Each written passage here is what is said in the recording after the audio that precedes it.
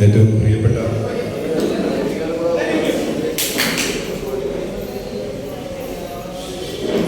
പ്രിയപ്പെട്ട സംഗീതം സന്തോഷത്തിൻ്റെ അമരക്കാരായ സുഹൃത്തുക്കളെ, ഗായകരെ, പ്രിയപ്പെട്ടവരെ, ഇന്നത്തെ ഈ ചോദ്യനാളിൽ ഈ മനോഹരമായ ഓണത്തിൻ്റെ പ്രാരംഭ സമയത്ത് തന്നെ ഇങ്ങനെയൊരു സംഗീതം സന്തോഷം ഒരുക്കുന്ന ഓണാഘോഷ പരിപാടികൾ ഉദ്ഘാടനം ചെയ്യാൻ കഴിഞ്ഞതിൽ എനിക്ക് അനൽപമായ സന്തോഷമുണ്ട്. സത്യം പറഞ്ഞാൽ ഇന്ന് ഇവിടെ ഉണ്ടാവേണ്ട ആളല്ല ഞാൻ. ഇന്ന് രാവിലെ എനിക്ക് പെരുമ്പാവൂരിനടുത്ത് ഒരു വലിയ ഓണാഘോഷ പരിപാടി പങ്കെടുക്കേണ്ടതാണ്. ഞാനും എൻ്റെ മകളും ഇതിലേക്ക്.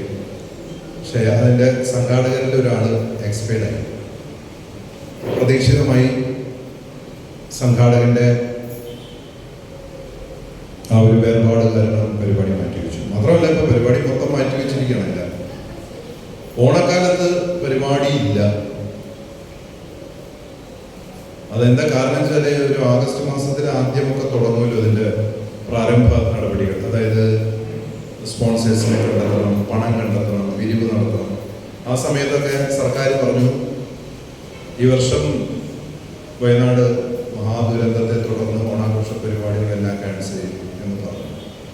പക്ഷെ അത് ക്ലിയറായില്ല. ആളുകൾ സർക്കാരിൻ്റെ പരിപാടി മാത്രമേ മാറ്റിവെച്ചിട്ടുള്ളൂ എന്ന് എടുത്ത് പറഞ്ഞില്ല. അവസാനം എല്ലാ വിധത്തിലും സംഘാടകരൊക്കെ പിന്മാറി കഴിഞ്ഞപ്പോൾ പറഞ്ഞു സർക്കാർ പരിപാടി മാത്രമേ മാറ്റിയിട്ടുള്ളൂ, മറ്റു പരിപാടി നടത്താമെന്ന്. പക്ഷേ ആ സമയത്ത് ഇവിടെ പോവാണ്. അപ്പോൾ അതുകൊണ്ട് ഓണത്തിന് പ്രോഗ്രാം ഇല്ലാത്ത ഒരു ഓണാണ് എനിക്കങ്ങനെ സംഭവം ഉണ്ടായിട്ടില്ല. പിന്നെ വിദേശത്തു നിന്നൊരു അന്വേഷണം വന്നതൊക്കെ ശരിയായതായിരുന്നു. പക്ഷെ അവർ കമ്മിറ്റി കൂടിയപ്പോൾ രണ്ടഭിപ്രായം.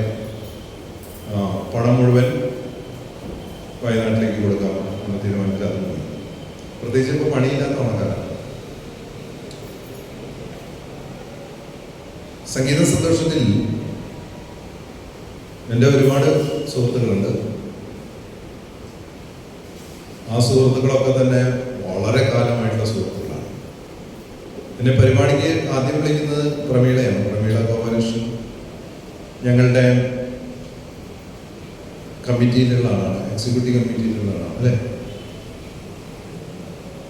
ഗീതം സംഗീതത്തിൻ്റെ. അപ്പോൾ പ്രമീളയോട് ഞാൻ പറഞ്ഞു അത് ഉണ്ടാവാൻ വഴിയില്ലെന്ന് പറഞ്ഞു. പിന്നെയാണ് എന്നെ പ്രശസ്ത നടനും ഗായകനുമായിട്ടുള്ള circle inspector Santhosh, deputy superintendent of പോലീസായി വിരമിച്ച പ്രിയ സുഹൃത്ത് സന്തോഷ് വിളിക്കുന്നത്. അപ്പോൾ സന്തോഷിനോട് ഞാൻ പറഞ്ഞു ഇതാണ് പ്രശ്നം. അപ്പോൾ എന്നെ വിളിച്ച രണ്ടുപേരും എനിക്ക് വളരെ വേണ്ടപ്പെട്ടവരാണ്. പ്രമേളോട് ഞാൻ പിന്നെ ഒരു മെസ്സേജ് അയച്ചു, ഞാൻ ഉണ്ടാവും വരാം എന്ന് പറഞ്ഞു. സന്തോഷ് അഭിലാഷ് തിയേറ്റേഴ്സ് ചേരൂരിൽ നാടകം കളിക്കുന്ന കാലത്ത് എനിക്കറിയാം.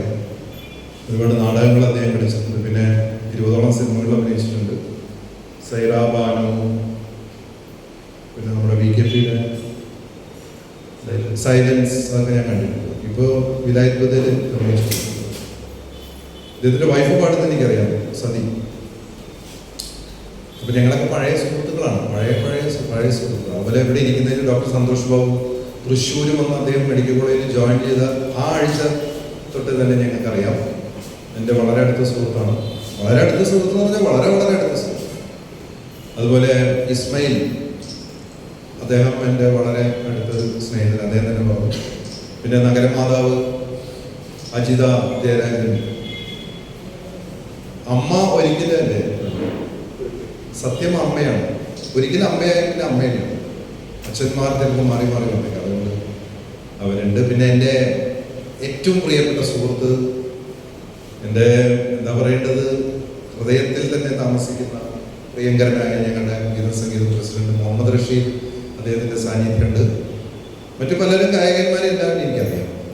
അപ്പം അങ്ങനെയുള്ളൊരു ഓണാഘോഷമാണ് ഇവിടെ നടക്കുന്നത്. ഓണം എന്ന് പറഞ്ഞാൽ സ്നേഹമാണ്. സ്നേഹം എന്ന് പറഞ്ഞു കഴിഞ്ഞാൽ അത് നമുക്കിടയിൽ നിന്ന് ഇല്ലാതായി കൊണ്ടിരിക്കുന്നതാണ്. എത്രയെത്ര സംഗീത ഗ്രൂപ്പുകൾ, എത്രയെത്ര ഗായകരാണ് ഇപ്പോൾ. എനിക്ക് തോന്നുന്നു കോവിഡ് കാലത്തോടു കൂടിയാണ് ഒരുപാട് ഗായകന്മാർ നമ്മുടെ നാട്ടിലെ പിറവി കൊണ്ടത്. അത്യാവശ്യം അജിത്ത് പാട്ടുകാരൻ, രാജേഷ്, ഇവരൊക്കെ നമ്മുടെ സുഹൃത്തുക്കളാണ്. അപ്പോൾ എല്ലാവരും പാട്ടുകാരാണ്. പാട്ടുകാരാവാ ഞാൻ മാത്രമേ ഉള്ളൂ പാട്ടുകാരനല്ല, ബാക്കിയുള്ളവരൊക്കെ പാട്ടുകാരാണ്. എനിക്ക് ചെറുപ്പത്തിൽ പാട്ട് പാടാനായിരുന്നു ഏറ്റവും ആഗ്രഹം. എന്നെ പാട്ട് പഠിപ്പിച്ചില്ല എന്നതുകൊണ്ട് തന്നെ